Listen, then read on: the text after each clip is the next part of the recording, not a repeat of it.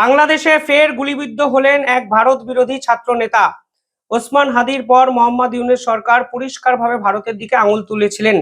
ভারত স্পষ্ট বিবৃতি দিয়ে জানিয়েছিল যে বাংলাদেশ যে দাবি করছে তা সম্পূর্ণ ভুল। বাংলাদেশ বলেছিলেন যে ভারতের মাটিতে বসে এই ধরনের হত্যালীলা চালানো হচ্ছে এবং ওসমান হাদিকে যিনি মেরেছেন সেই অভিযুক্ত ফয়জাল তিনি আত্মগোপন করে আছেন ভারতে। কিন্তু ভারত স্পষ্ট বলেছিল যে আপনাদের হাতে যদি প্রমাণ থাকে তাহলে সেটি দিন, কিন্তু প্রমাণ ছাড়া ভারতকে কেন অভিযুক্ত করছেন। পরবর্তীকালে বাংলাদেশের গোয়েন্দারাও কিন্তু বলে ওসমান হাদির মৃত্যুতে যারা জড়িত তারা ভারতে পালিয়ে গেছে কিংবা ভারত থেকে এই জিনিস করানো হয়েছে, এর সপক্ষে কোনো প্রমাণ বা তথ্য বাংলাদেশের গোয়েন্দাদের হাতে নেই। অর্থাৎ ভারত এবং বাংলাদেশের সম্পর্ক ওসমান হাদির মৃত্যুকে কেন্দ্র করে চরম খারাপ জায়গায় গিয়ে পৌঁছয়।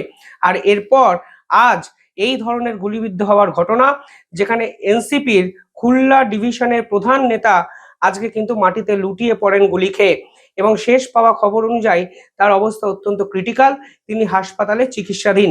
কিন্তু কেন বারবার ভারত বিরোধী নেতাদের এই ধরনের টার্গেটের আওতায় পড়তে হচ্ছে তা কিন্তু নিঃসন্দেহে প্রশ্ন প্রশ্ন চিহ্ন তোলা হয়েছে বাংলাদেশের পক্ষ থেকে। এবং কেন বাংলাদেশের সরকার, বাংলাদেশের আইন প্রশাসন, বাংলাদেশের সেনাবাহিনী কিংবা গোয়েন্দা দপ্তর এই ছাত্র নেতাদের প্রোটেকশন দিতে পারছে না, সেটাই কিন্তু বড় প্রশ্ন।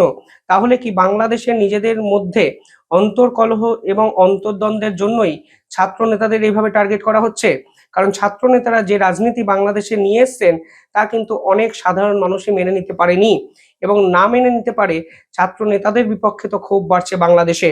আর ক্ষোভ বাড়ছে বলেই কি ছাত্র নেতাদের এইভাবে সরিয়ে দেওয়ার চেষ্টা করা হচ্ছে বাংলাদেশে? প্রশ্ন কিন্তু অনেক, উত্তরের আশায় আন্তর্জাতিক স্তর।